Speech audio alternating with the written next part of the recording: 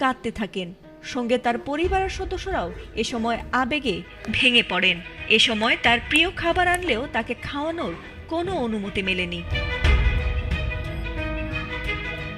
মামলার তদন্ত কর্মকর্তা সিআইডির পুলিশ পরিদর্শক খান মোহাম্মদ এরফান তৌহিদ আফ্রিদির 5 দিনের রিমান্ড শেষে তাকে আদালতে হাজির করে কারাগারে আটক রাখার আবেদন করেন।